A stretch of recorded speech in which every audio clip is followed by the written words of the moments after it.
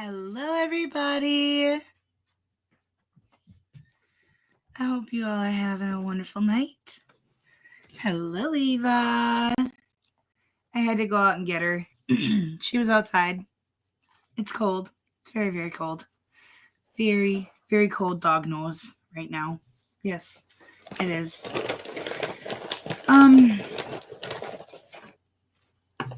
Tea time.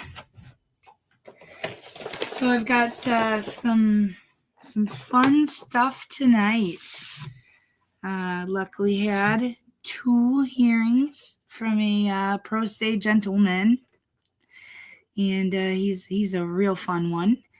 And then we have a woman who, she can't be on probation. It's an inconvenience to her. Before we begin, I just want to take just a real quick moment to acknowledge 2024. It's over, thank God. And I want to thank you guys. You've been there with me. I mean, even before 2024, like you've been there with me from when I got hit by the SUV. I started the channel the following year from that. Not even a year. You were with me through my mother's cancer. You were with me the night that I was told my mom went into a coma. You've been with me the past when my father started going downhill and I had to go stay with him, and through his passing. It's been, and now with clearing out the family home, it's been a really, really rough last year, to say the least. I couldn't have done it. I don't think I could have gotten through it without your guys' support and assistance, your help. And there's still a long way to go.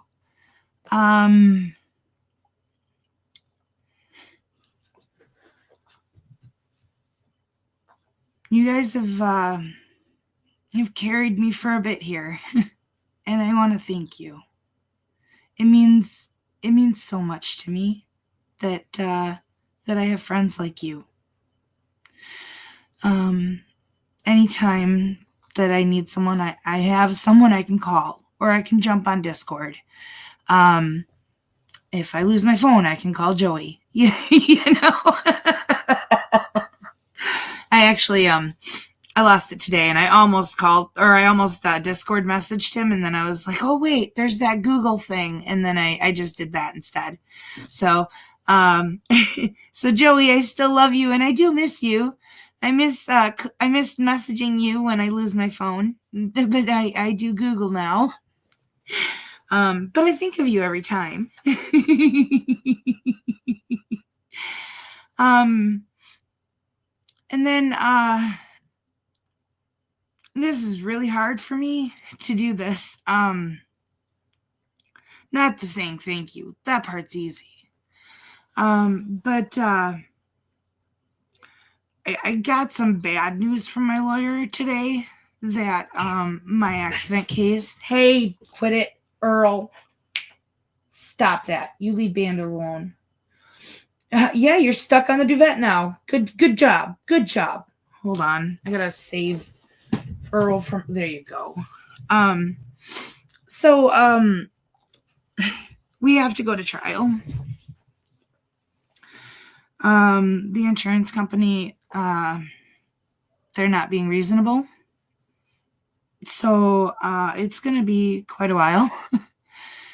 The lawyer says that that it's probably going to be a couple years if we do have to actually go all the way to trial. So with everything that's been going on, with all the expenses from getting back and forth to Baraboo every week, having to hire people to help and everything like that, I'm in a real rough spot. So if there's any way that anybody can help with, on the Amazon list, there's cat litter and, laundry detergent and toilet paper and all that stuff, if there's anybody who can, get the cats something to eat, or litter is always useful, or, food for Ava. The treats are great. But, like the necessary essentials would really, really help. There's the links for everything are always in the descriptions and in the link tree as well. So I hate asking, but if and if nobody does, it's okay still. I'll find a way. But if anybody can, it'd be super appreciated, super helpful. So with that, let's get going. Hello, Fozzie. By the way, everybody go check out the Discord in the Your Other Families section. Rocky Lennon has shared her family. C-Rex. Fozzie shared his absolutely beautiful family. And drop pics in there. They brighten my day when I'm having a rough one. In the Your Other Families and in the Paw Pets section. I love going in there and seeing you guys and having that personal connection with you. That it means everything. You guys are not just subscribers to me. Like this isn't a YouTube channel where it's like, I don't do this. I don't do this lightly. I do this because you guys are my friends. You guys are my family. And I truly do. I love you guys.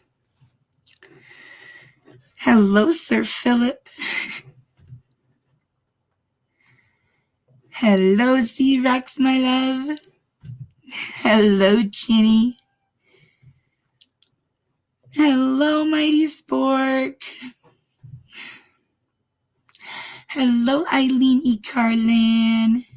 And my sweet Auntie M. Hello, Catherine Gaston. Yeah, that's awesome. Yeah, I still can't even believe we made 4K 4 minutes before the new year. That's just wild.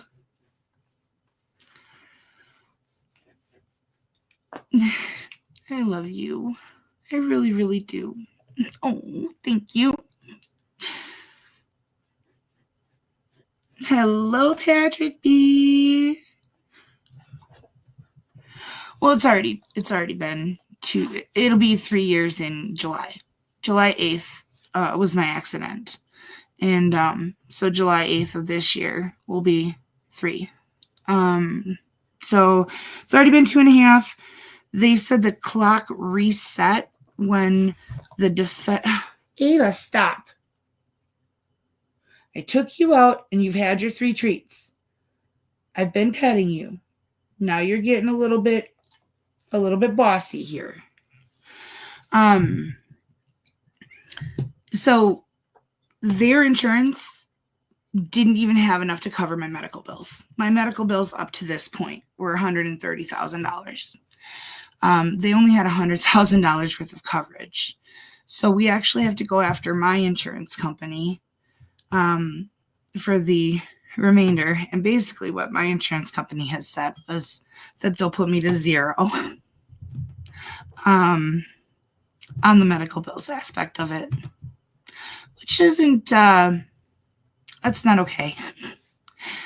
So that's why we have to go to trial.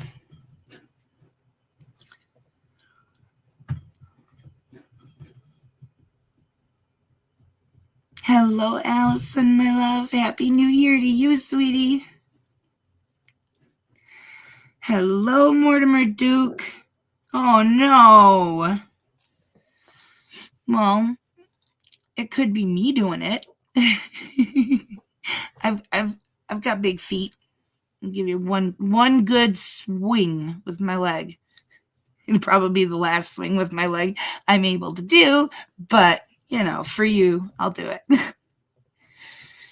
Yeah, it is. Yeah, it is. So that's why we're fighting it. But that means the clock reset when their insurance paid the maximum that they had. Like they're like, nah, yeah, we can't even cover the medical bill, so we're just signing this check. And then it falls on mine. And it's like, oh, it's not fun, but that's when the clock reset, was from that moment.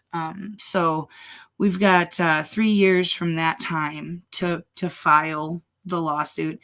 There's some kind of a clause where we have to do arbitration, so we can't have a jury trial, which sucks because arbitration is done in front of lawyers or judges specifically.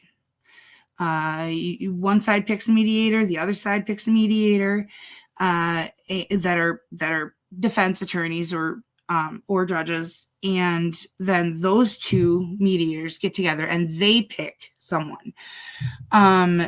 So, and then that person hears the entire case and they make the ruling. So with a jury trial, which, jury trials are a bit of a Russian roulette crapshoot. But with a jury trial, you have a better chance of the compassionate pleas, where people act on emotion and empathy.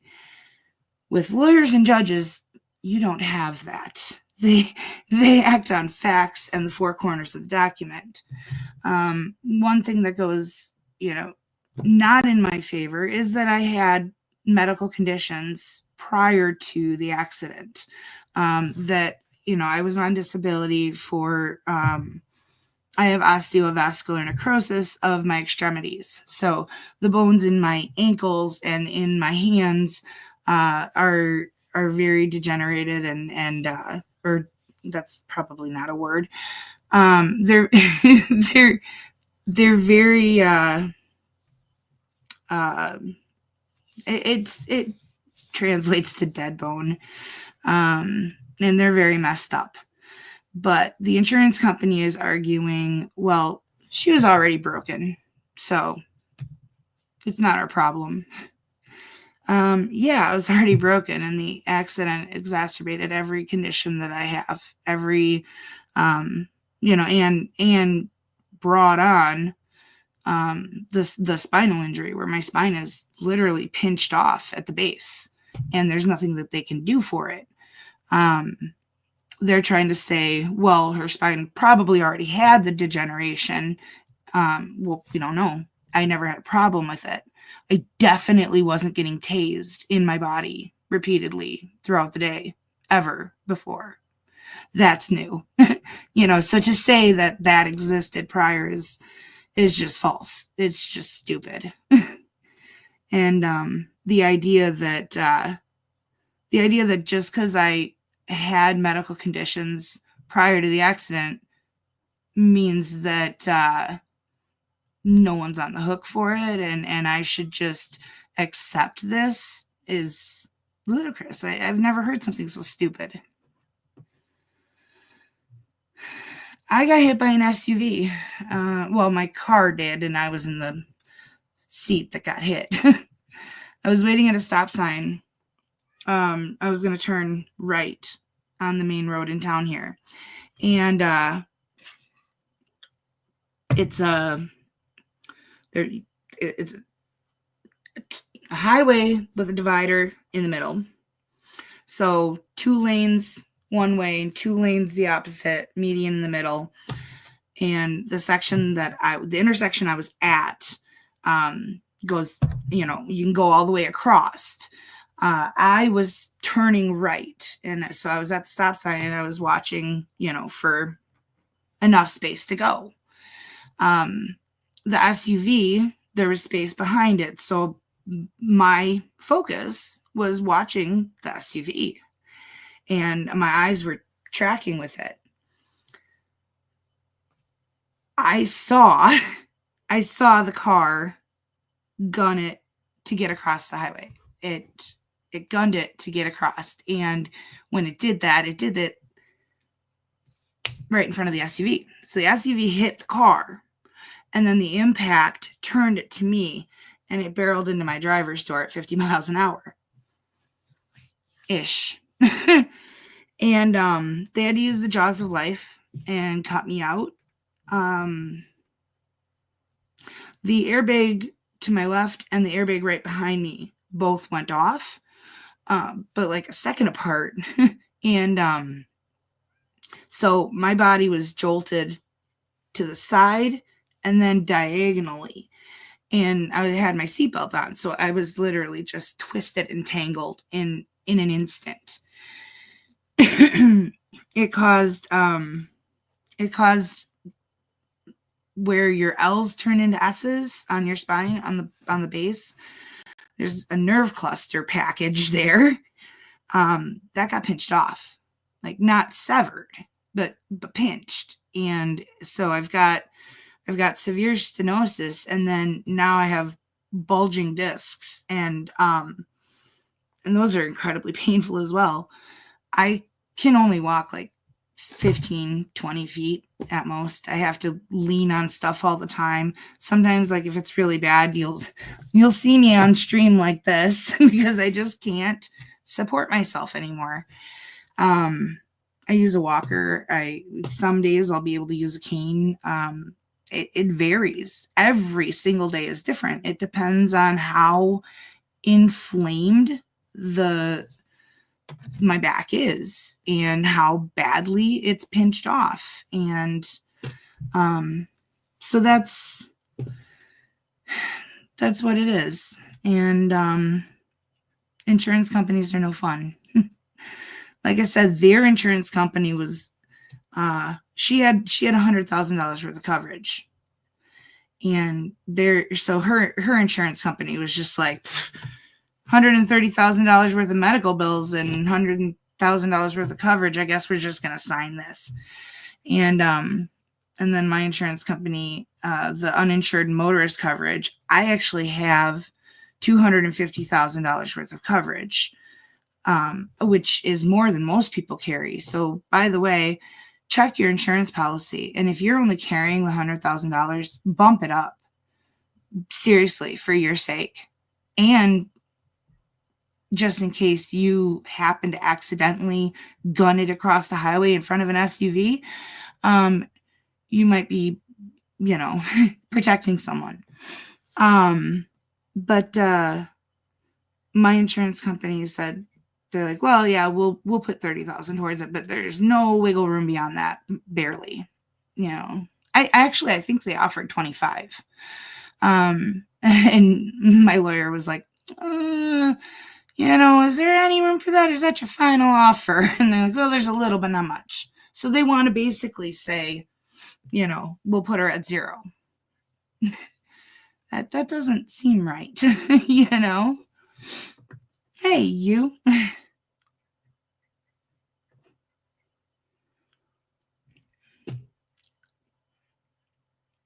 It was a Malibu.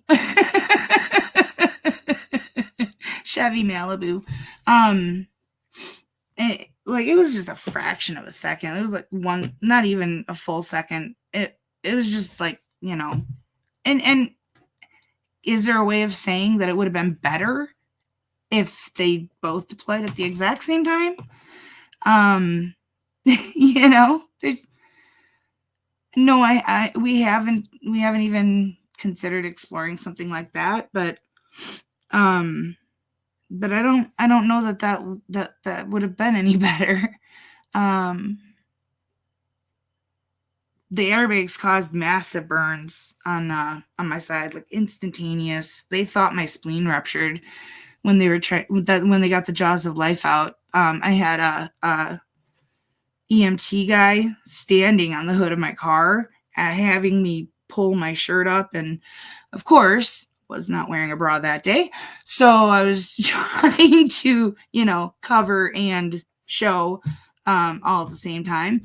But yeah, he said with as fast as it bruised, he was concerned about internal bleeding. That's why they got me out as fast as they did and got me off to the hospital. But it was not internal bleeding. It was the airbag deployment caused, it burned through my shirt. I actually have I have half of my shirt. It got mixed in with my daughter's laundry somehow. They had to cut it off of me. And she just gave it to me the other day. This was the shirt that I was wearing the day of the accident. And it's such a pretty shirt. It's my favorite. Kind of want to sue them for my shirt. But it burned through completely. And so, and there's other burns on the other half too, but the other half's in mixed in with my kids' laundry. But you can see like the burn stippling right there. But this was a shirt that I was wearing the day of the accident. They cut it off of me. Made me incredibly upset that they did that, but they had to. I get it. They sent me home in hospital scrubs that I still have those too. Paper green MUHR scrubs. Very uncomfortable things. Geez, is that the understatement of the century? Yeah, they are. I actually looked like I was on the cast of Walking Dead immediately after, because 2 days after, I just thought it was bad bruise, but then the skin started peeling off. That's when I knew it was a chemical burn. But that's what we're fighting. So, anyways.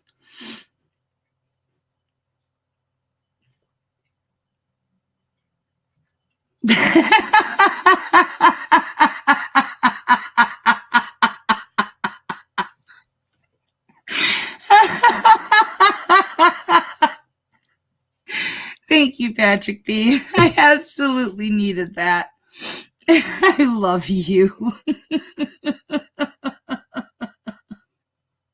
Hey, K. John Boom, honey.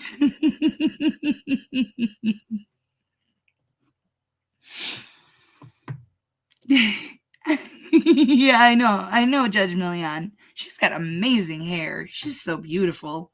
I love her.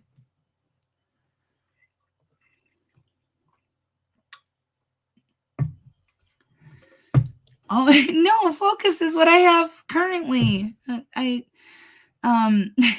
had to replace it with a 2006 Jeep, and then the Jeep's got transmission issues. So I have I just inherited my father's van, which is a 2008 Odyssey. But prior to that, when the Jeep started going wonky, I bought my daughter a Ford Focus, and I kind of use it. She's in college. She can't have a car right now. They don't let you have cars on as a freshman on the campus property. Thank you so much, Mortimer Duke. Thank you. I truly, truly, truly appreciate that. Life is hard sometimes, guys, but you know what? The best part, you always have to remember, it sucks going through it, but the best part about going through it is eventually you'll get through it. And that's the win right there.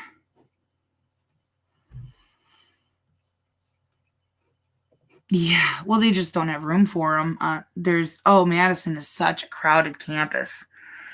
Very diverse, very wonderful, absolutely amazing programs. They've come a long way. But it's a 20-minute walk from her dorm to anything. So, yeah, I don't get to visit her at her school because I have to, I'd have to park blocks away and then walk to her and then walk 20 minutes to get to anything. So, yeah. Yeah, we've got the Badgers and the Packers. Hey, you know what? Honey Badgers are badass, man. They really are. They actually had a whole honey badger thing for a while about how nasty honey badgers were. I don't know. I still think raccoons might have them beat. They're young to teach their young, to be good. Very, very violent parenting to teach to be good.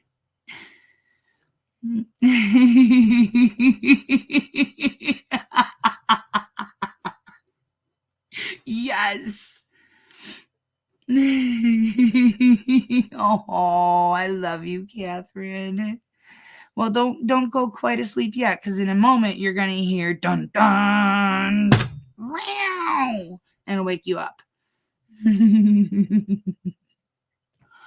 Oh, is that ever cool? Oh, that's so neat.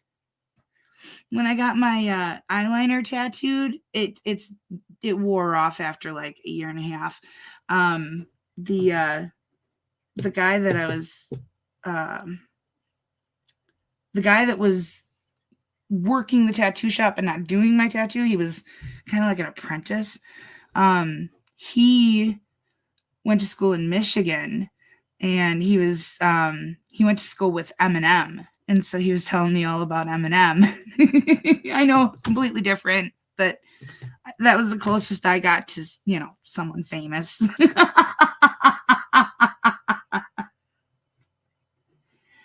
Ooh, oh, Ava, we have two kitties on the bed. Which side? They're on this side. Everything's backwards. We have Earl Grey, the ferret cat or meerkat cat, and then Billy O.T., the big tank. They're kind of mad. I changed my bedding, and I had my bedding taken down to be washed, and the pillows are there, and I'm waiting till my neighbor gets done with work to ask him to come over and get my pillowcases out of my dryer.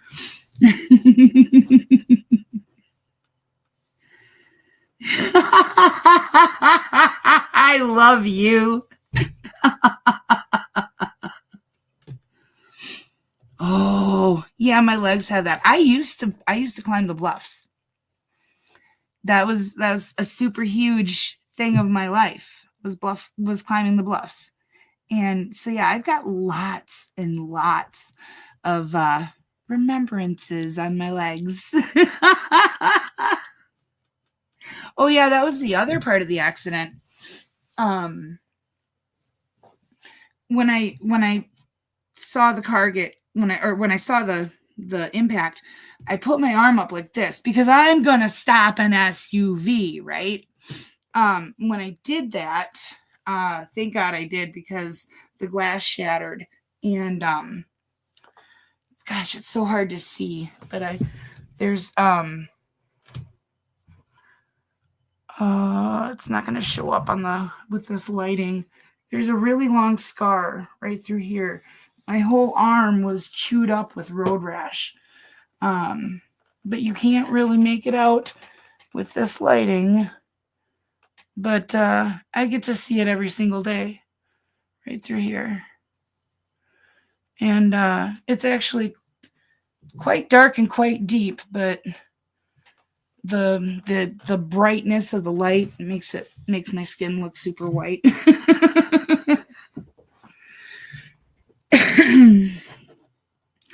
No, it was July 8th of 2022.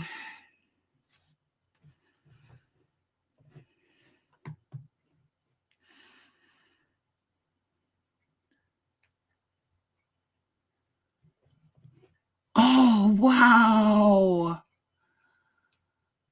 That's really awesome, K. John Boom. I was like a minute and a half away from meeting he was gonna perform at Ozfest the year 2005. No, yeah. My mom and I were on our way up to Ozfest, and my brother called it when I was halfway up to Minnesota where they were performing and said, "Did you hear Ozzy canceled?" And I'm like, Ozzy's never canceled. That's not a thing. Rob Zombie. So he did. He canceled. So instead, my mom and I went and walked Mall of America. And it's a good thing that we did. It's a good thing that Ozfest got canceled, because I would have gone in the mosh pit. Would have. 100%. It's fun. And I was pregnant and didn't know it. And I was quite pregnant and didn't know it. So there's a good chance I would have had issues. So, and probably not a baby. Yeah. So but we went as we went into Hot Topic, the workers were like, "Did you see Rob Zombie just walk out?" We're like, "No." And my mom and I went chasing. We never found him, but it was really cool just being in passing. That is so awesome. That is one of my goals in life. Like, you always have that one person you wish to meet. Tom McDonald. Oh, well, okay, two people. Tom McDonald is on the top of the list for entertainers. The other one is a political person, and I'm just going to leave it right there. But I'd like to meet that person's whole family. Oh, my dad loved Steve McQueen. Oh my gosh, that is so cool. Man, if I ever got to date someone like that, I'd do whatever it took to keep him.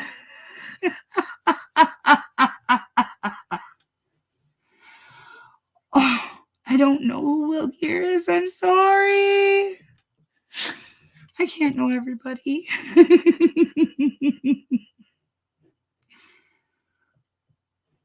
I'll have to look him up, though. I will look up Will Gear. All right, guys, I'm going to put the case on because I need to go blow my nose. You guys made me cry. No. I love you guys, and I appreciate you guys so much.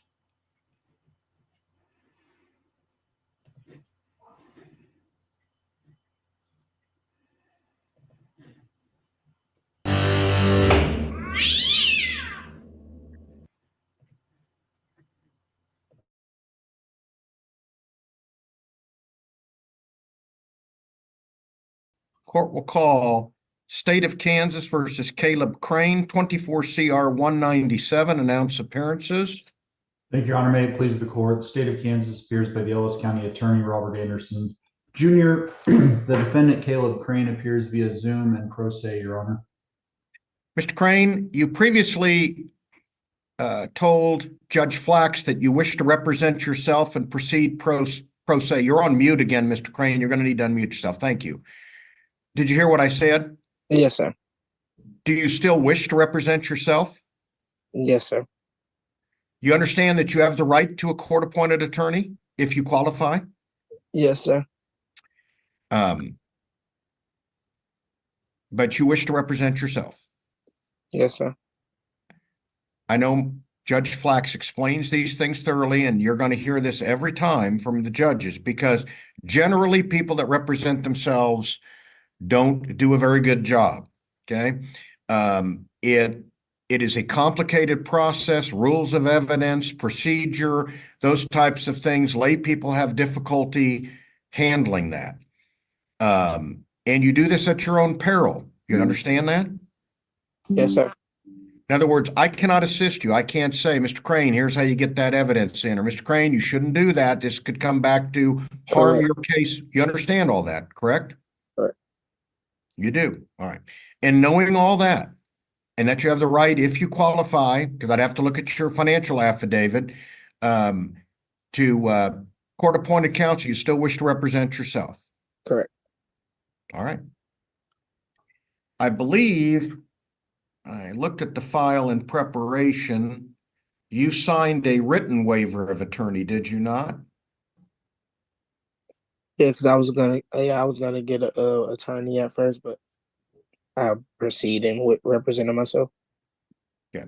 And it shows that you signed that, it looks like in front of Judge Flax on October 3rd. Correct. All right. And let's go over it again. You have the right to be represented by an attorney. You understand that? Yes? Yes. If you're without the funds necessary to hire a lawyer and wish to have one appointed, the court could appoint one if you qualify. You understand that? Yes, sir.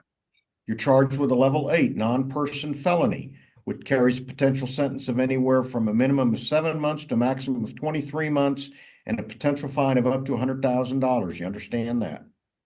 Understood. Yes. I already mentioned this. I'll repeat it. If you represent yourself, you're held to the same standard as a lawyer. You understand that? Yes. All right. We can't assist you in any way nor explain the rules to you. You're required to know those on your own. You understand all that? Yes. And if this goes to trial, Mr. Crane, you also have the right to ask the court to appoint what's called standby counsel.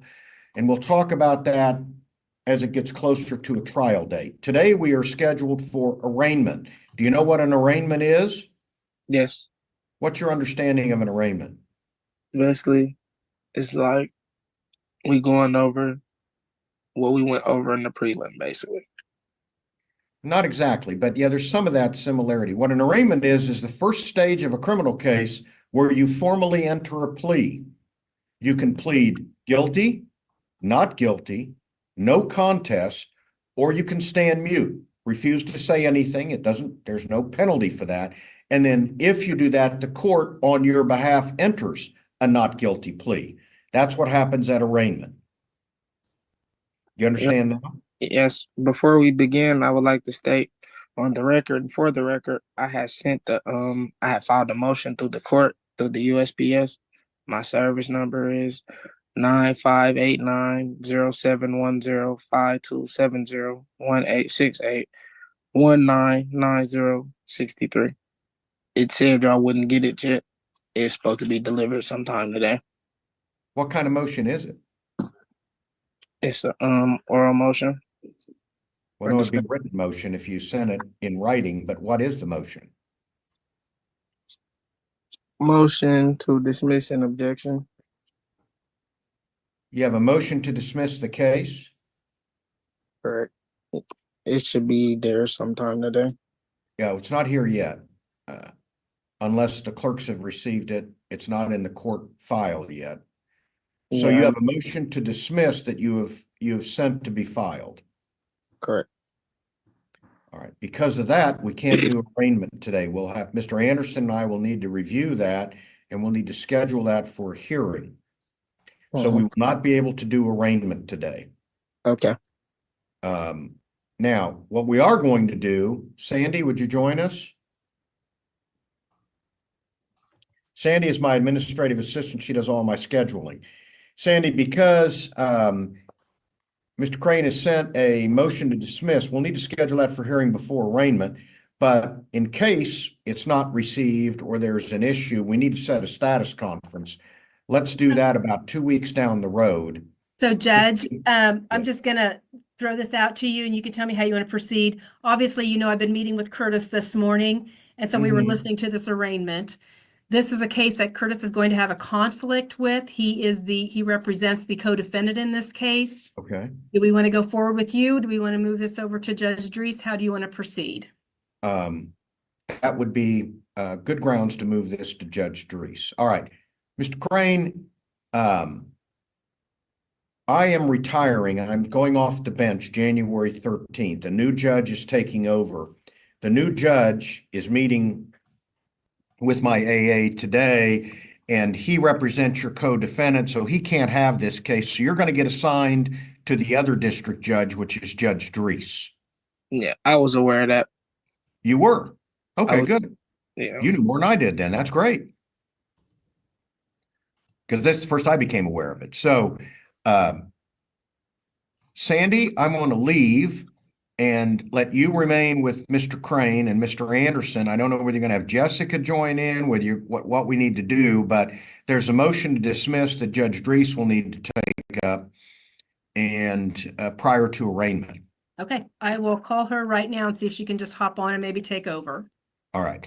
So, Mr. Crane, you remain. I'm going to leave. Mr. Anderson will remain, and Sandy will take over and either get Judge Drees' administrative assistant on this to schedule a status conference. The status will be for them to review the motion to see if it's going to require evidence, what the issues are, how long it's going to take to schedule for a hearing, and that hearing will need to be conducted before the arraignment. Understood?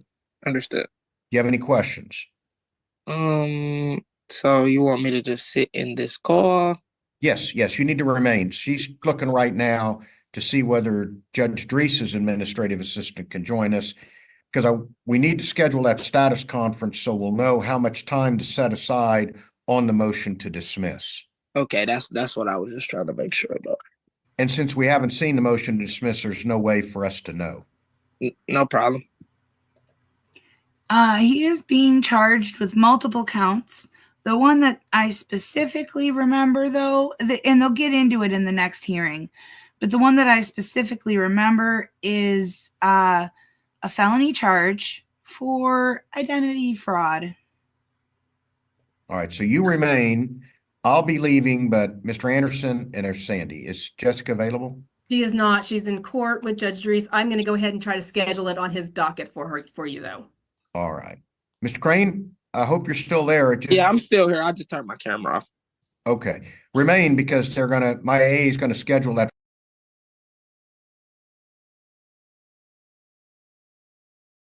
Brings us to today.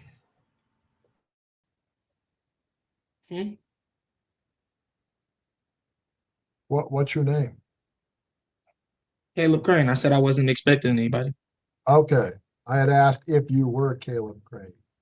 Oh, my bad. I thought you said were you expecting somebody, Caleb Crane? Oh, that would have been the next question. You anticipated one question ahead. Okay, so you are Caleb Crane.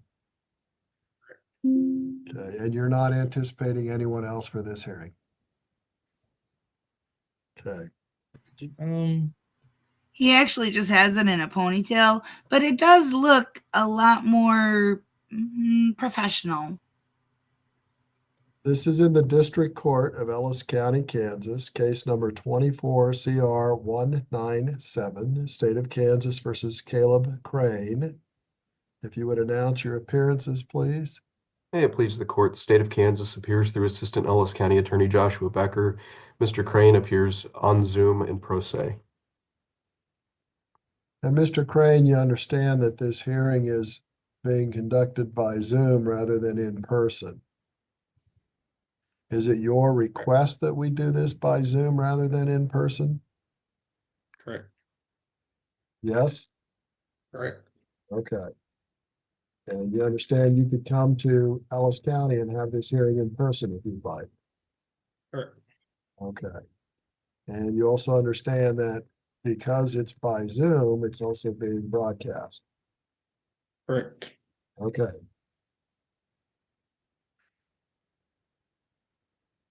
What was her name? You can continue. I'm sorry about that.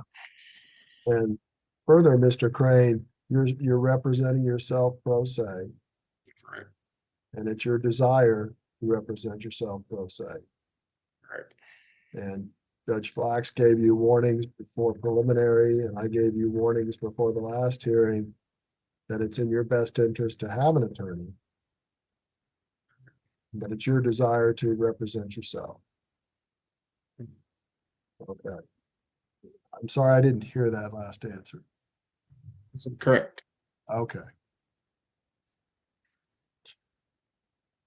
At the last hearing, we dealt with your appeal of the preliminary hearing bindover.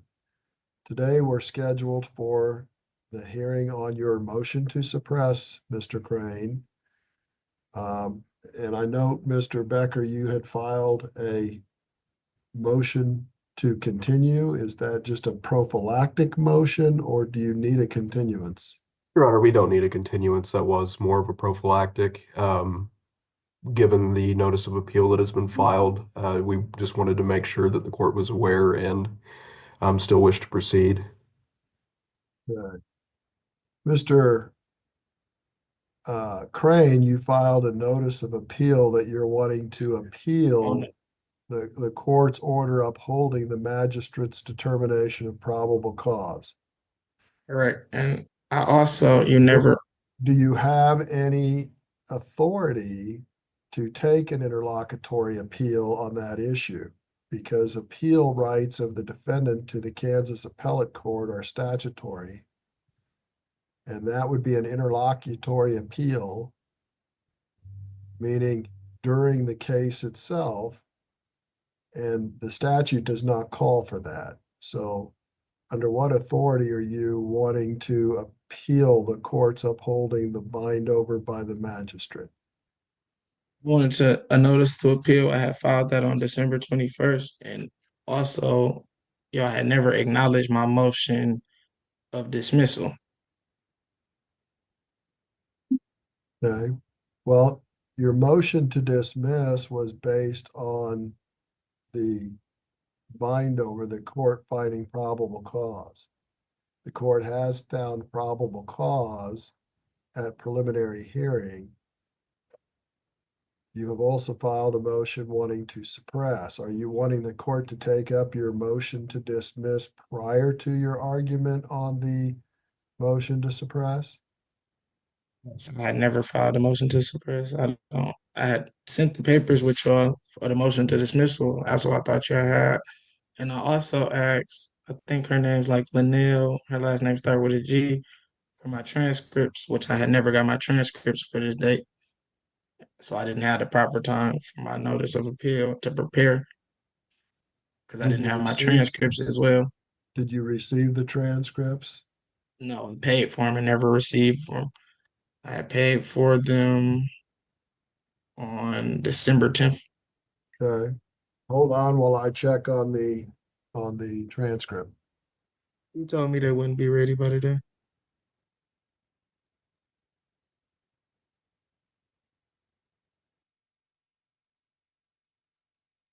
Okay, it looks like the transcript from the October 3rd hearing is ready. And the transcript that you requested from December 9th is also ready, but you have not received those? Not at all. Okay. Has your email changed at all? Not at all.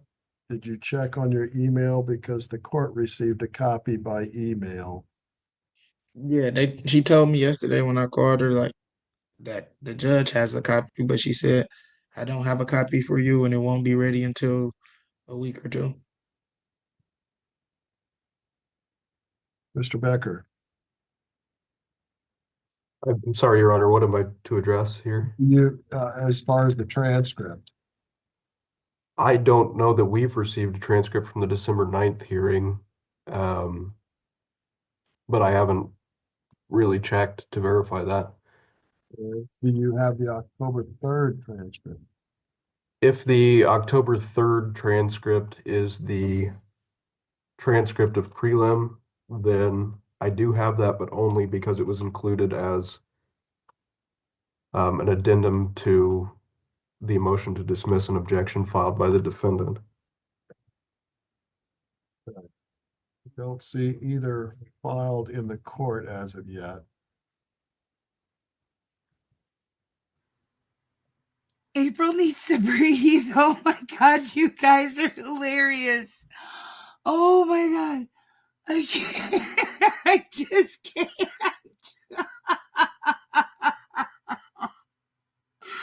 Oh my God.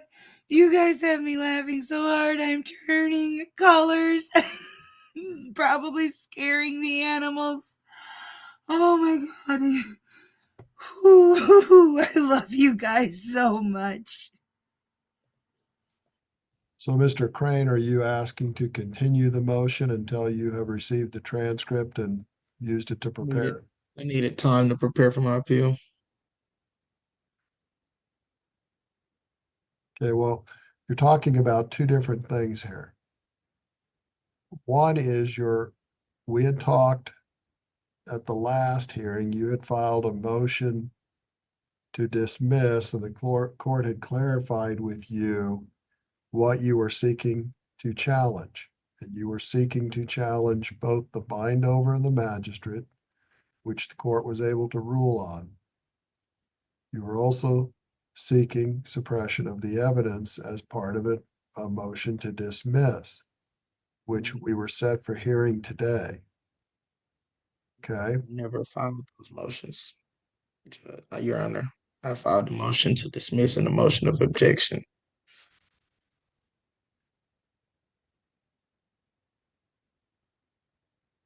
okay, are you not wanting to challenge the stop then? No, I wanted to go on, continue. I wanted my notice of appeal, and I was just waiting. Nobody had ever responded to the first motion that I had made. Y'all had said I motioned suppress the evidence and bind over, and I never filed that motion.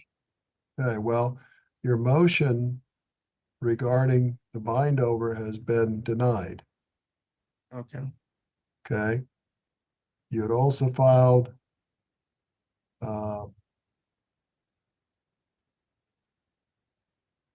in that motion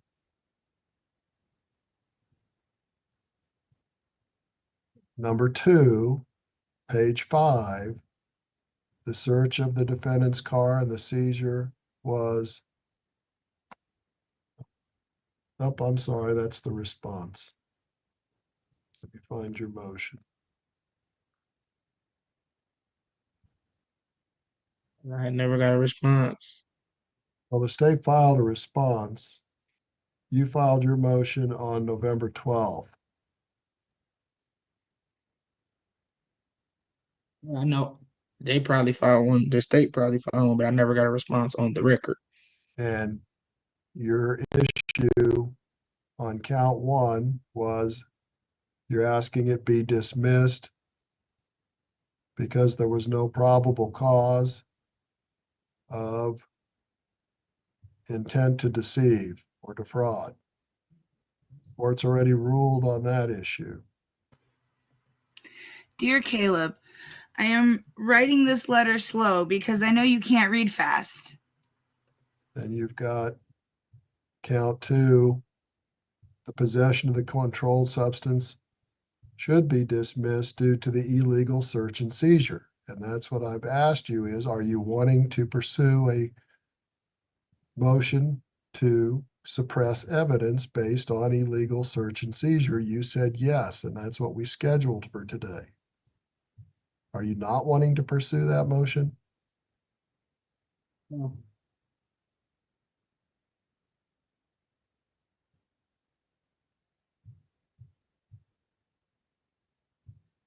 Mr. Crane, I said no. you're not wanting to pursue that? Suppress the evidence. I wasn't trying to pursue that. Okay. Then you said Then you've got well, your third issue is the speeding infraction should be dismissed due to the absence of a written citation and notice to appear. one more time. Are you wanting to pursue that motion? You repeat that for me one more time. Your third issue on your motion, page 4, which you listed as count 3, speeding infraction should be dismissed due to the absence of a written traffic citation and notice to appear. Right. Are you wanting to pursue that motion?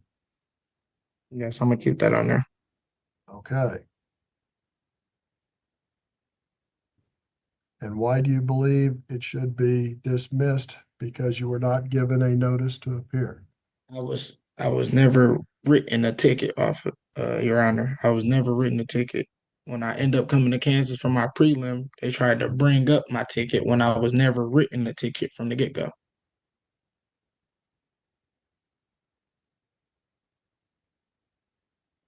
Mr. Becker.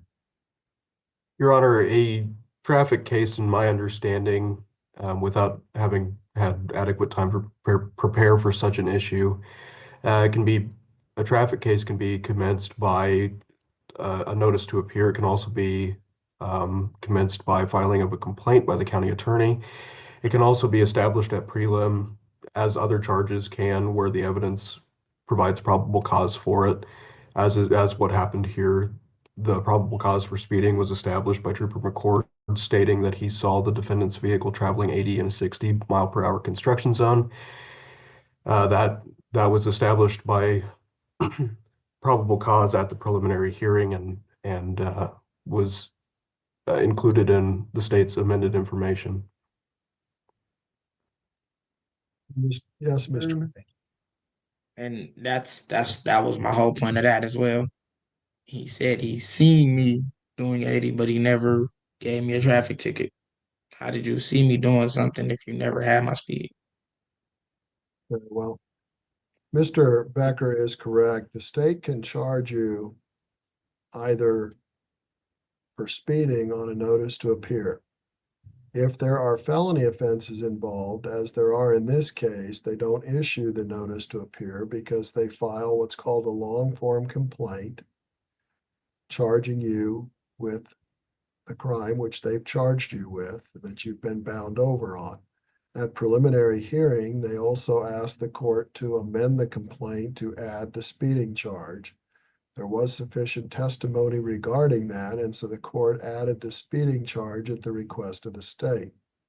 And that was my thing. I was just asking them a question, and they made it seem like my question was like I just wanted a speeding ticket when that was never the case. I was asking them a question. Are you saying your mouth got you in trouble? I would never believe it. Okay, well, it's not because you asked a question. The state has the right to amend the complaint to charge you with whatever crimes there is evidence to support. Okay. Then you can challenge that at the time of trial. You understand that? No problem. Okay, so your motion to dismiss the speeding infraction is denied.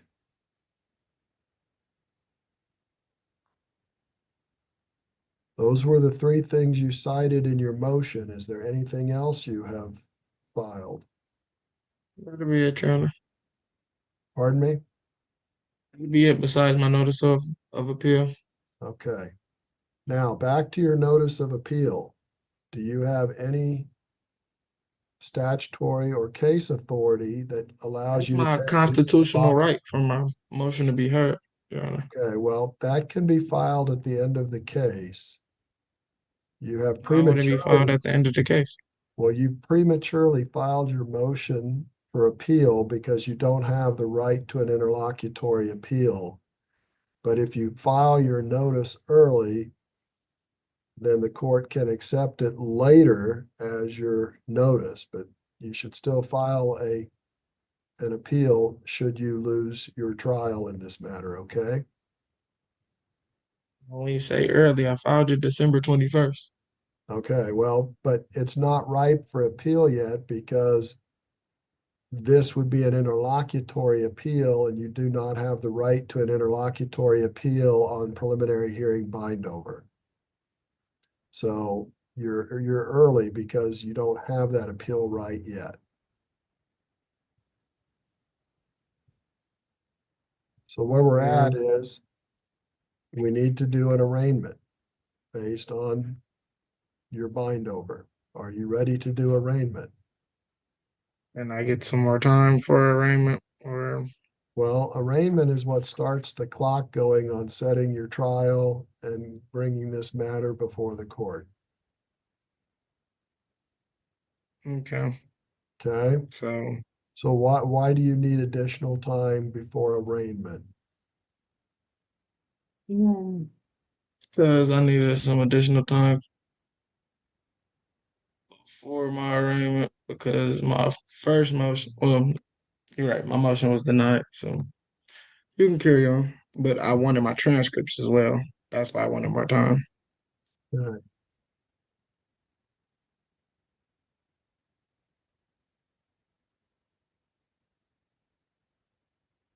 I wanted to have everything before I went into my arraignment.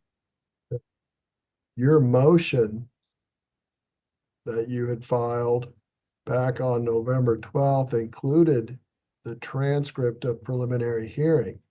You included that as part of your motion, so obviously you have the transcript. I'm talking about the transcript from our last court date that I paid for. The last Never hearing is received. simply the court's denial of your motion to dismiss based on the probable cause finding of the court. And that has been prepared and you'll receive that shortly. But that does not impact arraignment, Okay. okay?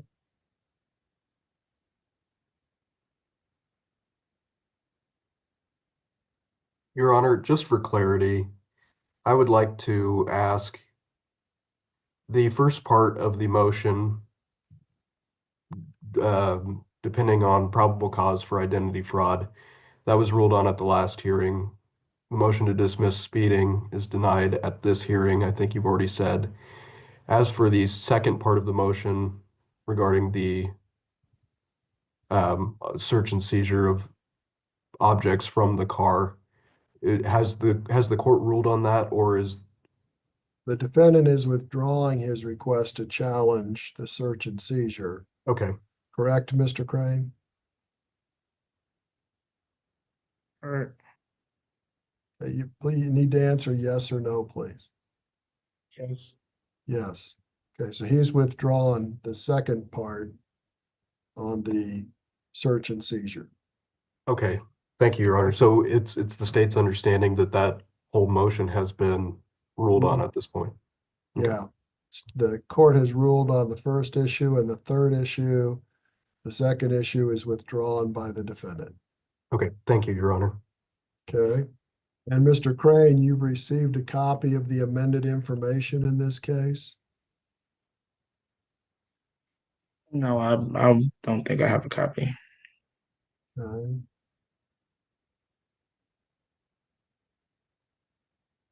You can read it. Can you see that? Mm-hmm. Okay. At arraignment, I can read that to you word for word, or I can summarize it for you. Which do you prefer? You can summarize it.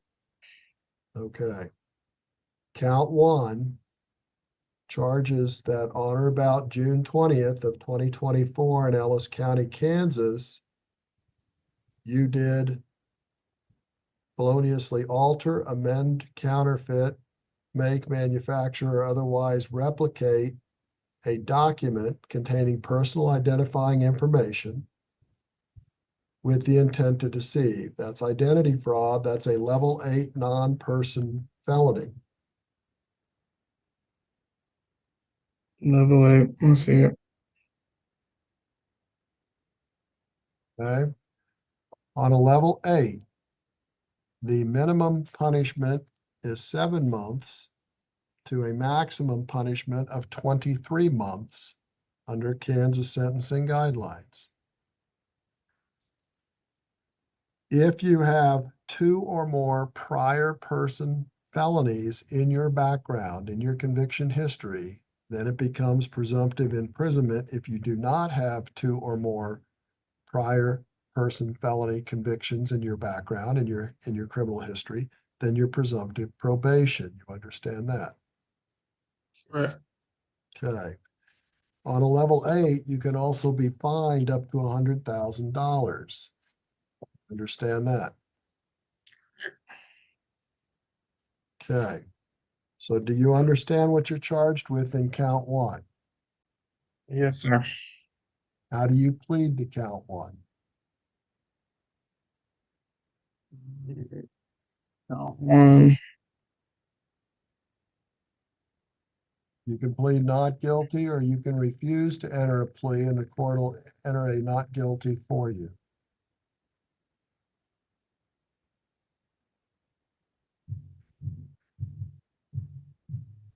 I'm guilty.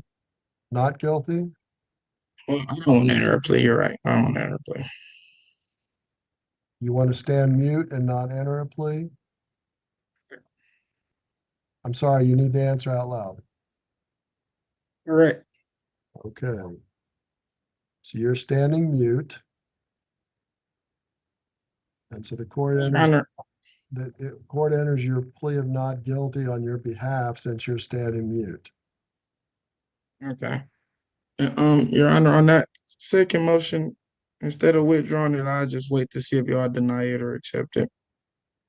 That's my last time. I just wanted to say that on the record. I'm sorry about that. To suppress evidence. Well, are you wanting to have a hearing on the suppression? Yes, we can have a hearing on Are you prepared to do that today? it today, Your Honor. Or do you need time to prepare that? Yes.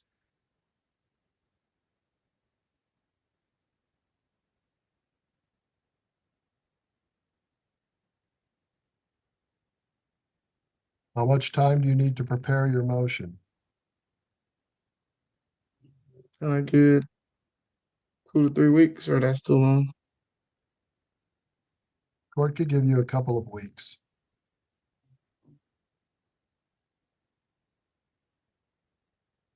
Okay, so Mr. Becker, we're not going to do arraignment. We are going to back up and do his motion to suppress.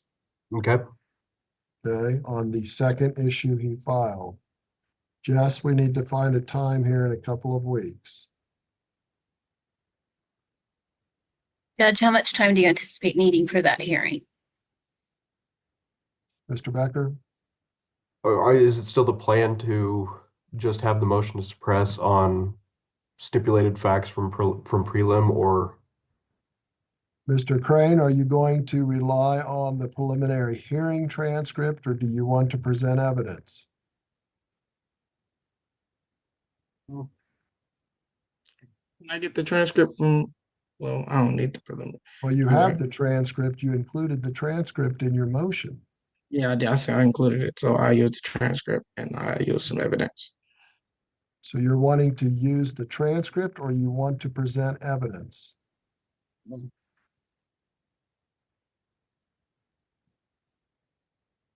Mr. Crane, I said both. You can hear me?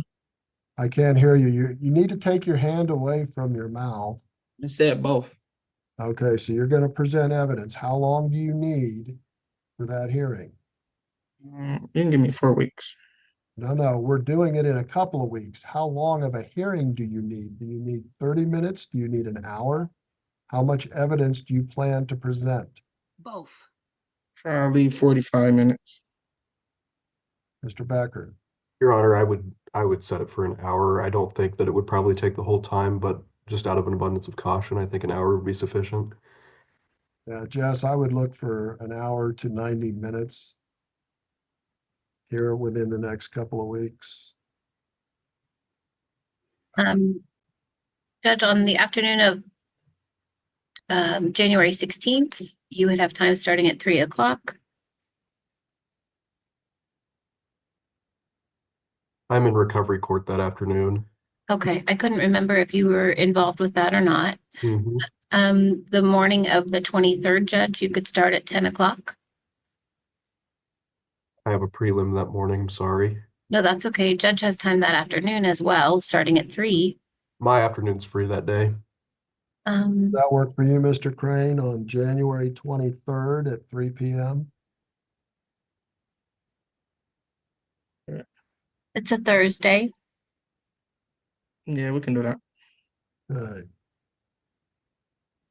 So January 23rd, 3 p.m., we will take up your second issue in your notice to dismiss, which is the suppression of evidence. Okay. Okay?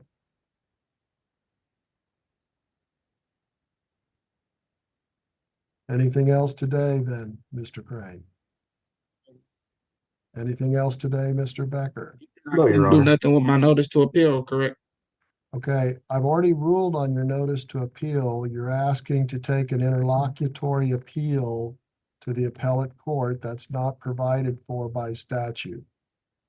So your motion to appeal right now is denied. The court will just have it sitting there in the file as filed premature from any ruling on the trial itself. You can take up that issue, but not till the case is concluded,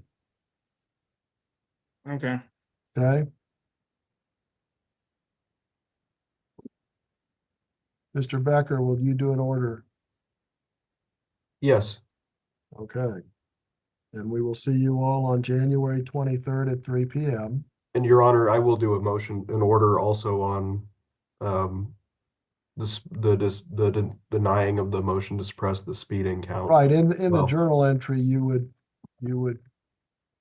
just indicate the court had already ruled on his first issue. The court denied his third issue. We'll set for hearing the second issue on the suppression for January 23rd at 3 p.m. Okay, thank you, Your Honor. Okay? Okay. Anything further then, Mr. Becker?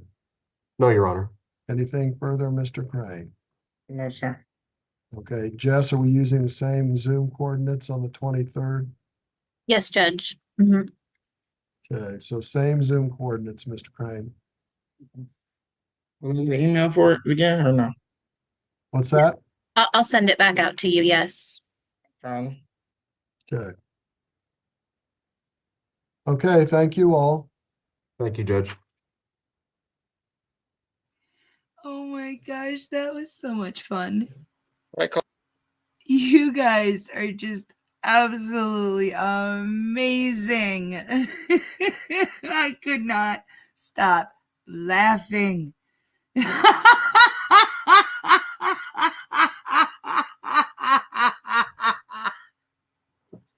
Oh my God. You're gonna kill me. You're gonna kill me. Oh my God. On case number 23-01-501, People versus Amber Weston. Good morning, Your Honor. Mario Brown, PB Health and Probation Department. Ms. Weston, if you could state your name, please. Amber Weston. All right, today's a time set for review. Mr. Marana. Yes, Your Honor. Ms. Weston does report to the Probation Department as directed. She has completed all hours of community service work, has had no known assault or threatening, intimidating contact, no known possession of any firearms or dangerous weapons. Is still remains gainfully employed and is currently still submitting to ETG screens 2 times per month.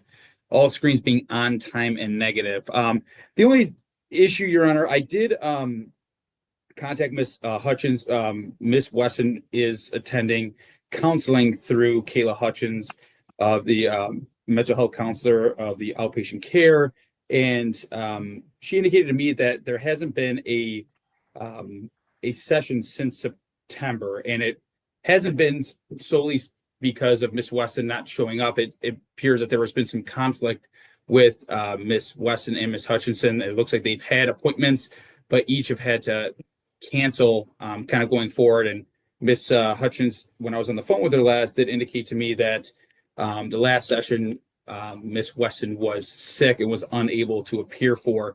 So I did reach out to Miss Hutchins in December. And she did indicate that she had been meeting with Amber, but unfortunately, due to the holidays and busy schedules, have been meeting recently. So I did call Miss Hutchinson and kind of get all that other backstory information related to. So she is in compliance with the bulk of her probation order, but there unfortunately has not been a meeting with her counselor since September. For 3 months? For 3 months? Yes. So if I recall correctly, I originally think she was sentenced to the WEAVE program, right? That is correct. Okay, so the WEAVE program is a very intensive program. That's 30 some weeks, isn't it, Mr. Marana? 32 weeks? Yes, 32 weeks, yes.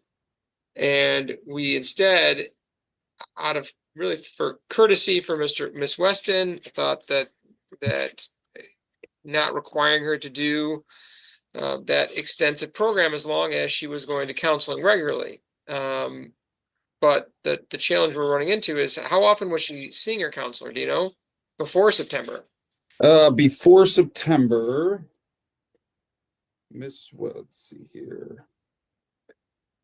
Yeah, I don't have I have a sheet back in September, but it does not appear it has the times that she was attending as far as frequency. I'm looking for how many duration. times a month how many times a month was she going? Do we know? Miss Weston, how many times a month were you going prior to September? So my therapist I was seeing once a week, and my psychiatrist I was seeing once a month. So therapist once a week, and then psychiatrist once a month? Yep.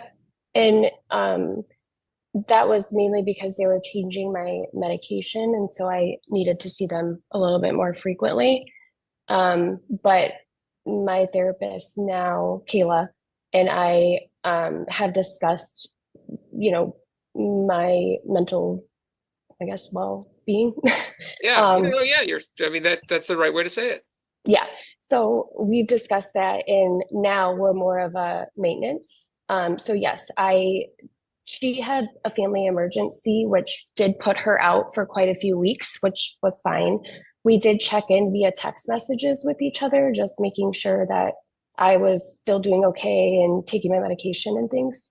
And then I can't remember what day it was, but it was a couple of weeks ago. We were supposed to meet again, and I actually had walking pneumonia for about 3 weeks, and I just was not feeling well. And so we decided to reschedule after the new year. So I am still seeing her. I do still take my medication. And I was seeing her once a week for a little over a year. But it stopped in September. I honestly don't know. If that's what she said, I would assume she's not lying. But I would have to go back and look.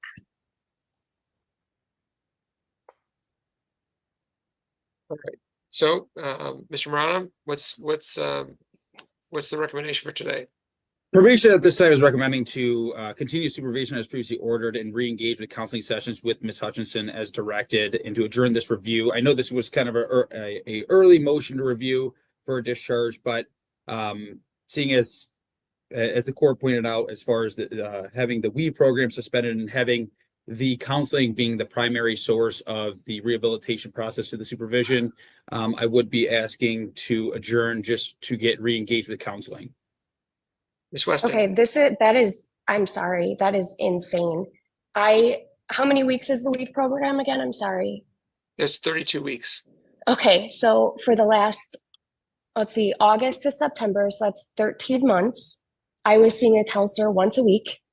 And from August of last year until roughly June, I was seeing a psychiatrist once a month. I've had my medication regulated. I take 2 different medications. I have seen her regularly. I have done everything on my probation, literally everything. I am now starting an internship. I can't be on probation. Like, literally, this is going to cost me. I mean, I'm 60,000 back now in student loans. If I don't start my internship on Monday, I can't start for a whole nother semester, which is not until fall, because then we have summer.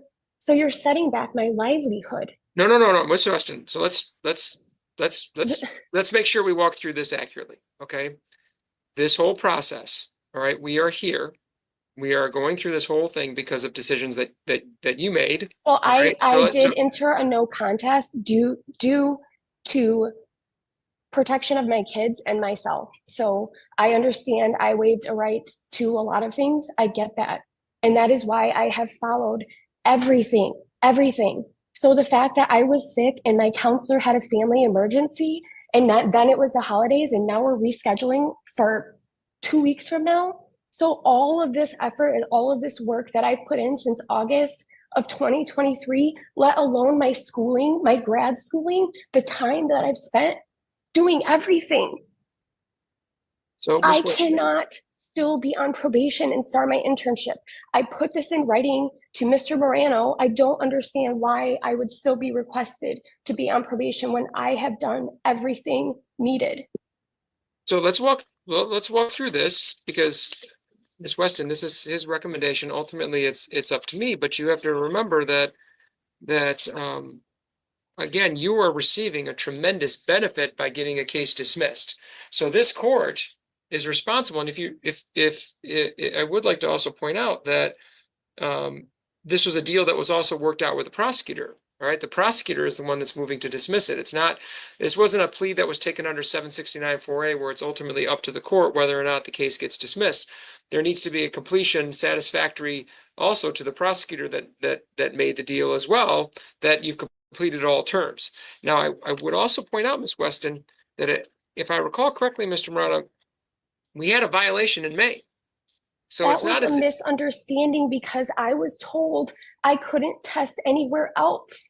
And then when we had our meeting, I have not had any. And the violation, I never tested positive for anything. Ever. Ms. Weston. So this does cause me some concern that that the reaction here is to Mr. Murata's very reasonable recommendation. Now, whether the court follows it or not, the response is you're incredulous and defiant. It does cause me some concern whether or not the progress that I believed that we had made and was causing me to, consider your request. I didn't even have to set this for a review for today. Not at all. I could have just said, well, she's on a delayed sentence. Ms. Weston, you're not on probation. Your comment will not age well. Just wait. I can't ruin it. There are certain statutes that are out there now that say that individuals who are on probation are entitled to, certain reviews at certain points in time to consider early discharge. You're not on probation. You're on a delayed sentence. All right. Now it looks and feels like a probation, but it's a delayed sentence, meaning that you're going to receive a benefit that many others don't receive at the end of their probation. Most people, when they finish probation, they don't get their case dismissed. A delayed sentence allows you that freedom so that you can get a case dismissed. Now, all of these things, all these different accommodations, these things that you're asking of, I'm willing to hear that. But I guess I'm a little frustrated that you can't at least see why there would be some concern that someone who was ordered to do counseling has not been in counseling for 90 days. And we're just recently hearing about this. So, Mr. Murata, did Ms. Weston tell you before that you she hadn't been in counseling for 90 days? So looking back at our hearing worksheets, November the 4th, Ms. Weston indicates still attending, and then asking for proof. And then in September, still attending, and then PO advised we need proof, emailed PO, emailed counselor. Unfortunately, there were times where I was asking, I just didn't get that. And it appears why I think maybe Miss Weston was saying that is because there probably were standing appointments that were just canceled, because that's what Miss Hutchinson ultimately kind of indicated to me, that there were these busy times where just conflicts happened. So she did indicate at each one of her appointments that she was still attending, but I just don't know if that was kind of a deviation or just that there was these standing appointments that were just ultimately canceled at the end of it. So I have been in contact with, she's my therapist. I've been in contact with her at least every month, if not a couple times a month, either via text message or via phone call, even if we didn't have a specific meeting together, which again, I don't have it in front of me the last time, but if she said September, then that's what I'm going to go with. And like I said, I am still doing everything that I am supposed to be doing. And because initially it was her family emergency, which took her out for quite some time, like 4 to 6 weeks. And just because she's out doesn't mean I'm not in therapy. It doesn't mean that I'm not going to counseling or that I'm just stopping everything. So when is your next appointment scheduled with her? Let me look. My internship literally starts on Monday, and that is why I'm full panic right now, because I'm being blindsided. January 13th. Okay, so help me understand now, Ms. Weston. Help me understand, what is the conflict with your internship? Okay, so the conflict with my internship is that so it's my school and the place, which I don't really want to put on record. I understand that she doesn't want to put on record, but they kind of sort of accidentally do divulge what she's going for. And I'm telling you right now, guys, it's going to blow your mind. No, For don't worry, okay. don't worry. I don't want you, just help me understand what it is about that status Mhm. that is So it? I have to pass a background check. So when I started my schooling, I had to complete a background check just to be in this program, which was fine. It wasn't a problem. And then that is part of the reason why my attorney and the prosecutors and why like the whole everything, that is why we did everything, was because I was told that this would be shown as dismissed, and that if it's shown as dismissed, I was also told that I don't have to put that I've been convicted, which that is, if I put that I'm convicted, I cannot start my internship. And I have to sign this paperwork before I start, which is Monday. And I So wait a second accepted here. this internship. You've already been offered an intern. This is I guess this is where I'm confused. You've already been offered an internship and they haven't done a background check on you yet? Correct, because it's a agreement between my school, and so it's an agreement between my school and this counseling center. So they sign the paperwork, they get me onboarded. And the last step, which I told this to Mr. Moreno in October, was that I have to complete and pass a background check before I can start. My start date is Monday. I asked for a court date in December. Yes.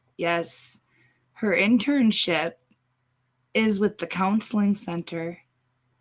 And the judge does kind of verify that later on.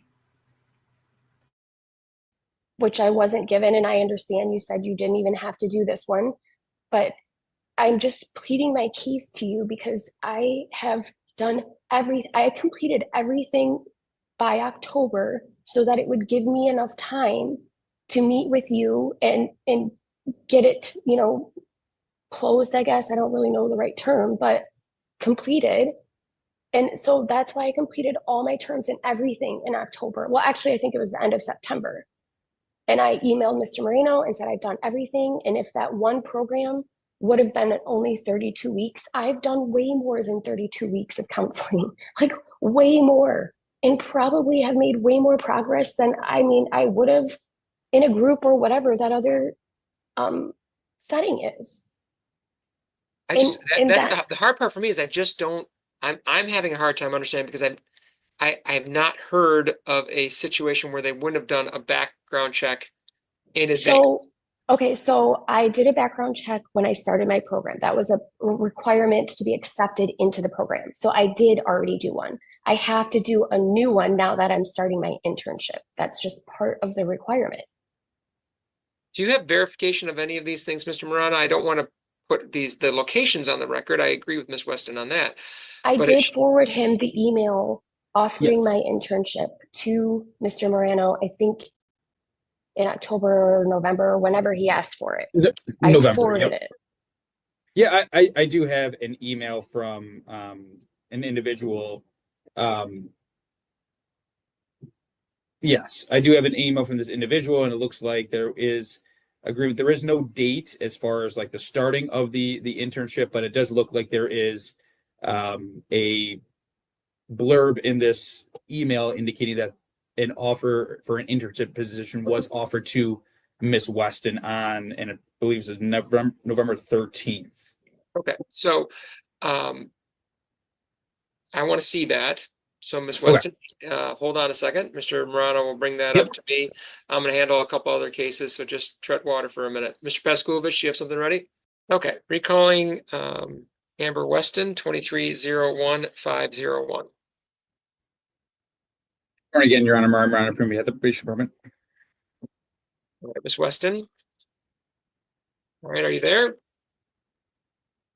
Okay, you just have to unmute. So let's walk through this. Okay, so Sorry. Miss Weston is requesting this court to consider her for an early discharge. And Mr. Murata has indicated that we are without counseling for the past 3 months. And there are good explanations for it, but it is something that the court anticipated that she would have complied with and completed would be that that level of counseling. Ms. Weston has brought up the fact that she has an internship starting soon that she has concerns about as it relates to her ability to keep that internship with this pending case hanging over her head, which is always a fair and valid concern because there are internships, there are job opportunities that are lost. I've seen it many times. So this is not a unfounded or outrageous concern. So I've got to come up with a plan here that takes into account the fact that there are aspects of this probation that the court or delayed sentence that the court would like to see Ms. Weston complete, but do so in a way that allows her the chance to keep this internship. So I think there's a way that I can do this, Ms. Weston, but let me see how we can I manage. did go back and look, and I saw her September 28th, and then October is when she had her family emergency, which, like I said, that was 4 to 6 weeks, and then she contacted me November 7th. That was when she was back to work. So we were supposed to meet in November, the week before Thanksgiving, but then I ended up having to reschedule, and I don't know why it's not in my text message. And then we rescheduled for December 11th, but that's when I had the walking pneumonia. So we did text back and forth. So I know it wasn't a, sit down 30-minute session, but we did talk for about 15 minutes. And then, like I said, we're scheduled January 13th. Okay. So, Mr. Peskovich, I have a copy of the plea agreement. Now, I had sufficient concerns about the nature of the charges here that despite the fact that the agreement from the people was for 12 months, I had indicated that I wanted 18 months because of the concerns that I had. Now, I went back and looked, and Mr. Peskovich, according to the plea agreement, the people were expecting a minimum of 12 months. We're at 12 months now, and so yes, there was an issue in May based on some missed tests in March and April, but I did sanction her for that. She had to do additional testing, and it's my understanding, Mr. Murata, that once we cleaned up that testing issue, there have been no issues with testing since then, correct? That's correct. Okay. And Ms. Weston, I look at every aspect of probation. I don't just look at the fact that we've got this issue with counseling that we need to clean up. I don't ignore any of the good work that you've done. All right. So I'm not saying that you're here asking something outrageous of the court. All I'm saying is that you do have to acknowledge that this court has a responsibility to make sure that with the prosecutor's deal, with what's expected as a result of this event, that we have taken care of and have held you accountable and have helped you rehabilitate so that you're in the best possible position to never be in front of a court again. So I have that responsibility. That's different, obviously, than your responsibility to yourself to try to improve yourself, to get into like we're not going to constantly be in line. All right. So I've got to walk through and make sure what you've done and what hasn't been done. And, if there's something that hasn't been done, what's the consequence for that? So walking through this, she has completed 42 out of 40 hours of community service. She's paid all of her fines and costs. She's had no assaultive, threatening behavior, no possession of any firearm or dangerous weapon. She's maintained employment. Since we had our issue in May, we have 7+ months of successful, compliant alcohol testing. Correct, Mr. Murata?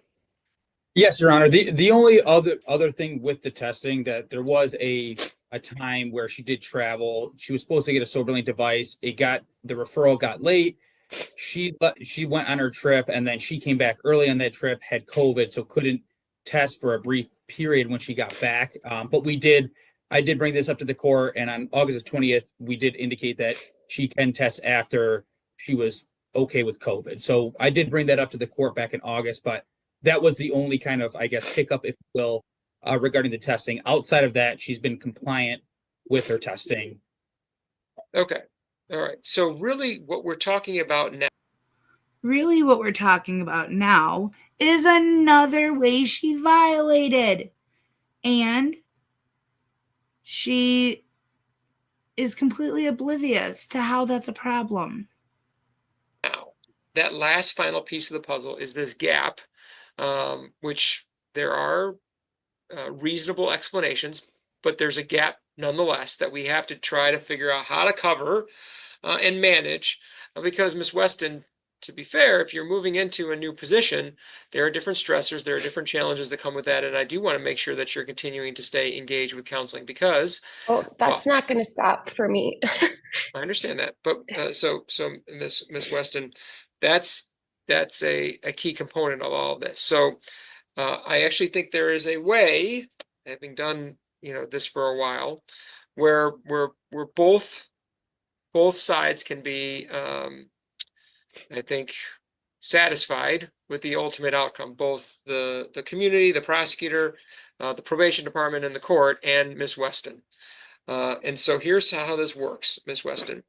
That final piece, you owe me 3 months of good, solid counseling. Mr. Murata's recommendation is not outrageous. All right, it's fair. But if we kept her on probation, it is also fair that is a risk, because I looked at her criminal record, and right now it still would maintain that she's on a delayed sentence, and someone could read that, and that would be a problem for Ms. Weston. It's there.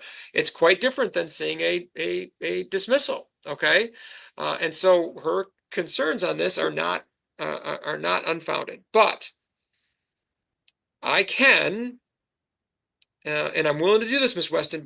But this only works if you follow through. Because if you don't, this status that I will give you, you can lose it. All right. And so what the court's going to do is, as of today, Mr. Murata, I'm going to do basically your recommendation in a world that works with Ms. Weston's obvious issues. Okay, with employment, I'll discharge her with improvement and dismiss it with 771. Today's 12 months, Mr. Peskovich. Today's 12 months. All right. So like the 12-month agreement has been, as long as the counseling piece is done, is satisfied. So this discharge, this dismissal is contingent. All right. It only becomes fixed and firm if you go to once a month counseling and get at minimum once a month counseling, which sounds like you're already going to do anyway, and get proof to Mr. Murata by April 4th of 2025. So like if someone runs your record, you are discharged as of today. All right. The case is dismissed as of today. But if we don't get those pieces, all right, this case gets reinstated. You go back on probation. It goes back on your record. Okay. So you can legitimately say as of today, it's dismissed. But you have a final piece that you have to follow through on. What Mr. Murata is asking for is appropriate, is necessary. I have to have it. Okay. And the judge doesn't have to do any of that. He could have said, too bad, so sad. You go to school next semester. This is such an incredible gift to this woman. Let's see if she appreciates it or recognizes it. Okay. You can't give me 3 months of counseling in 24 hours. Okay. No. If this is on your record, you probably will lose that internship. I don't disagree with you on that. Okay. So I can legitimately discharge you with sort of a trap door there. If you don't give us those 3 months, we'll issue a show cause, you'll come back in here, and the court reserves the right to put you back on delayed sentence and puts this back on your record. So, Ms. Weston, you're going to have to follow through on what Mr. Murata recommended, because I do think that's the final piece of the puzzle.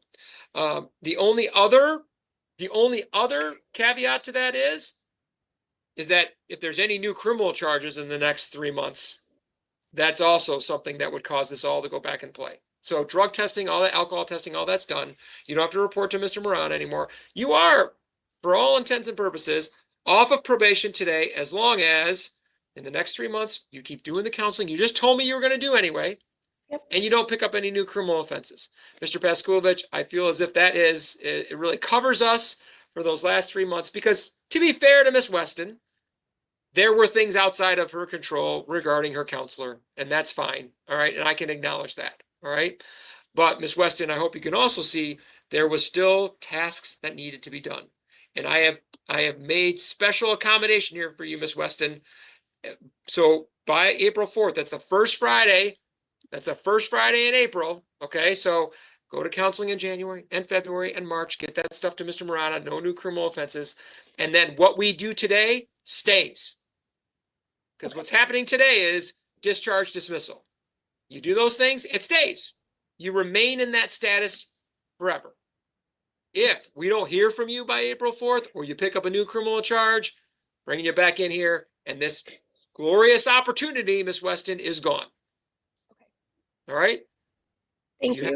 You have to continue to work on that, Miss Weston. Obviously, even today should show you that, yes, there has been great progress. You have made some significant improvements, but there are still gaps. And with the things that you're trying to do in life, the internships that you have, the goals that you have, I do think you could, especially with you know what you've battled and what you've tried to maintain, you could have a lot of credibility when you work with somebody, because you've been where they've been and you've done what they've done, but you and you've worked through, and you can show them there's a path out. But what you also need to do is say, listen, I don't have it all figured out yet. I still have to, I hope on January 13th, you talk with your counselor about how you reacted today. So that was still, it should still be evidence to you that there's work that needs to be done. Okay. It doesn't mean that there hasn't been things that have been accomplished, but hearing news that you disagree with, all right. Having sort of things that are time sensitive that could be affected. All right. That's still triggering moments for you. So let's keep working on that so that you can gain the long-term sustainable progress that I think you want. Okay. All right. Does that make sense? Yes, and I really appreciate it. Thank you. All right. So Mr. Marana, I thought that was a fair recommendation on your end. I just think that if we tweak it just the right way, then Miss Weston can still be protected with her opportunity. And that was where the judge had kind of let us know that she will be counseling and mentoring people.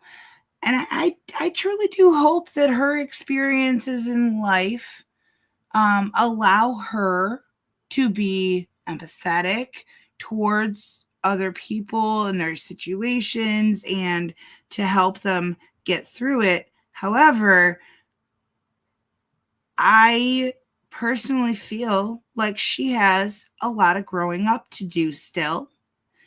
And she acted very childish, very entitled, just defiant. And I don't really think that she deserved the break she got. That's my opinion. I think they should have said tough luck. But the judge is showing an incredible amount of compassion and patience. And I truly hope that resonates with her. So, all right. So, Mr. Moran, if you could prepare that for me today, I'll even have it signed today, Ms. Weston. It will say that you're discharged today with improvement and dismissed pursuant to 771.1. And I've put the contingencies for us. And so you're not reporting anymore. So, like I said, this status, you're off probation. I'm just going to open up this file. Mr. Moran is going to say on the 4th, I got this information. She has been going to counseling and she hasn't committed new criminal offenses. The nice thing at that point in time is I just close the file back up again. All right. Okay. Okay.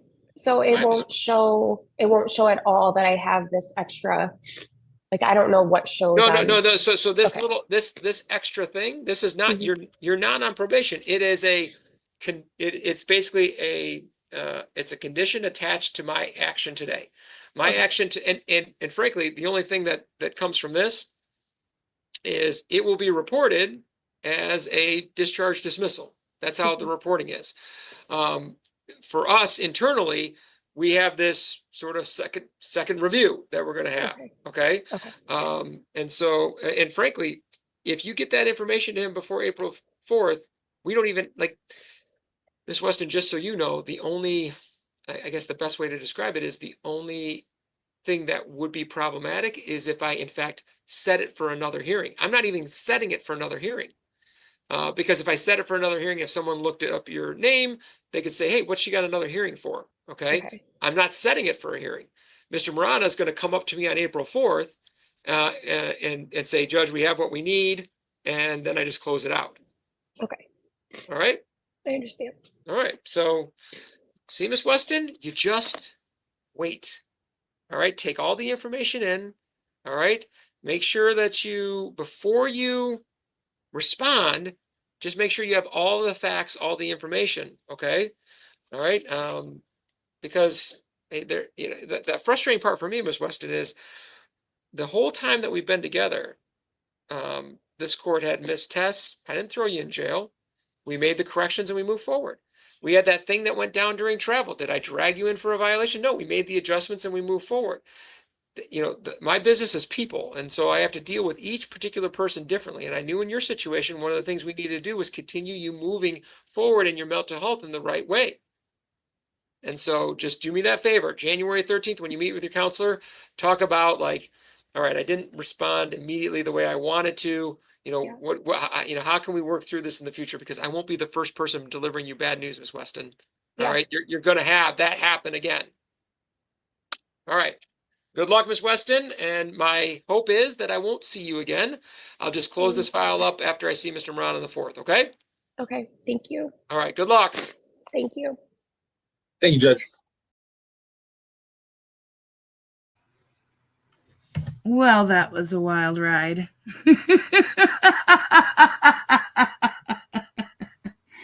Yeah, he gave her opportunities and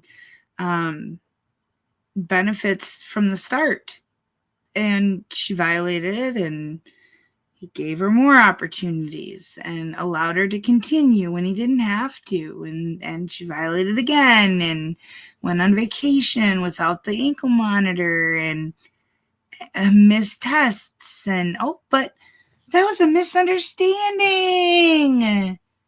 Yeah, I don't know. The excuses get me. They get me. I'm one of those, keep plugging along and trying kind of people, and I just blaming everybody else, and it's the court's fault, it's the counselor, it's the this, it's the that, it's take personal responsibility. Yeah, a little bit. Yeah.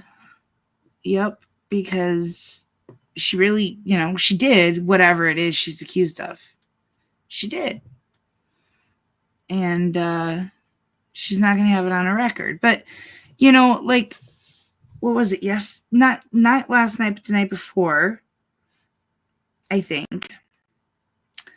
We had the one judge that was talking about how DUIs are one of those crimes that occur very often before they're charged, before they're caught. Same as incidents like DV. It happens, and most often the courts don't learn about it, and the police don't learn about it until it's happened a number of times. So if that is her charge, and I don't know for 100% sure, all I know is whatever it is, it's alcohol related. And so I'm assuming it's a DUI. But if that's the case, I hope that she's taking it seriously and that she doesn't do it again. To me, that's one of the worst crimes. But as I was talking with Patrick B in the chat, I lost a very close personal family friend to a drunk driver. So I will never condone that. I just can't.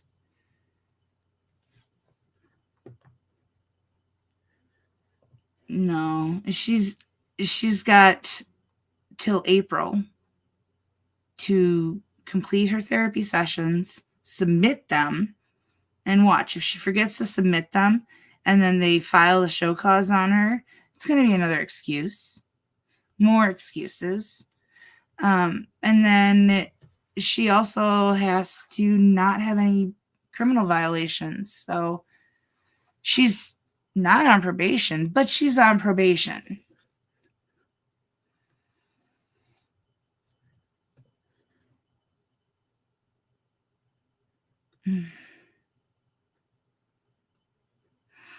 Yeah. The line, I see the correction.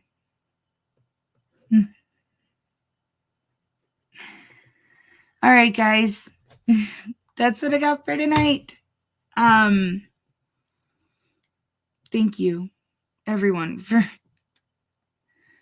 listening to me, letting me vent, making me cry, making me laugh hysterically, deliriously. Oh my goodness. Yes, night.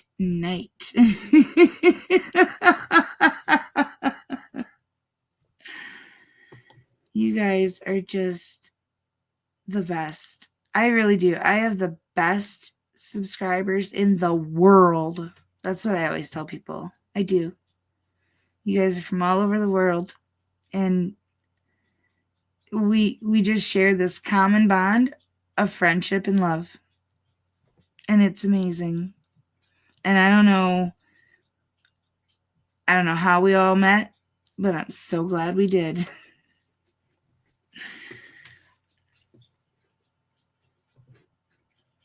I'm gonna try to FTC both of those cases. I really am.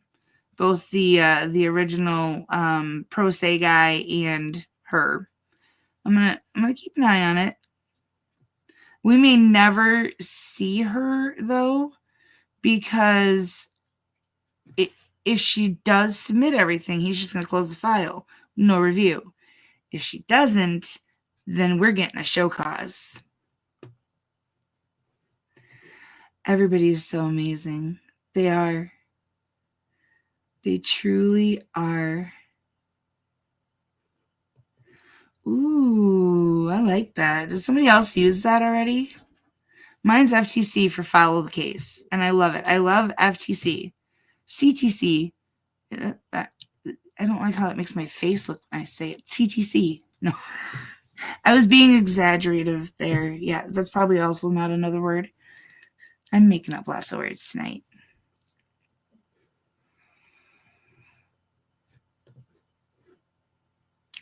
Catherine Gaston, are you okay? I cannot post that.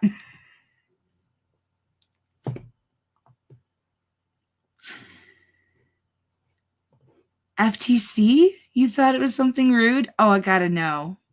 What did you think it was? Well, Bandit is as cuddly as ever, and Bandit figured out, do you remember when Earl used to always break into that closet back there? Yeah. Nope. That one. it used to be a whole thing. Like when I first started streaming in my room, Earl would always be trying to break into that closet. Now it's Bandit doing it. She managed to pry the doors open and sneak into it. I don't know what she's doing in there. Gosh, I hope she's not peeing on anything. But she doesn't do that. So, but now all the kitties are trying to get in there. I've got the fan pushed up to it to try to keep the doors closed. But she's the tiniest one. She is so tiny. Oh, I know that's what you meant, but that's not what you said.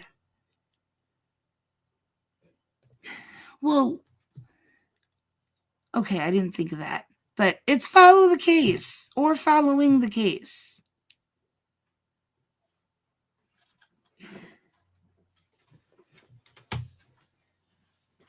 Oh, hi, Earl. Shakety shake, shake, shake, shakes.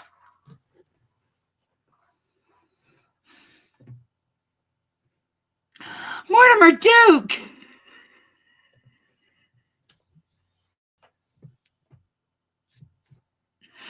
Oh, I missed that.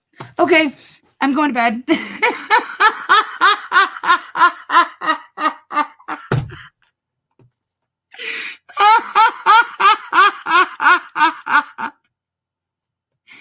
No, it's cold outside. And I need cuddles. Oh, yeah, right. You're the leader. You're the leader of that. No, I think all of them are just dirty-minded, and I love them. But that like button, you should lick that like button. It's like kissing every member of chat all at once.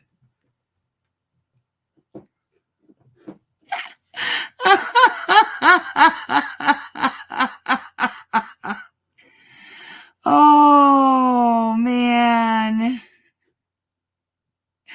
You guys are so great. You're going to get me in so much trouble. I need this to stay monetized.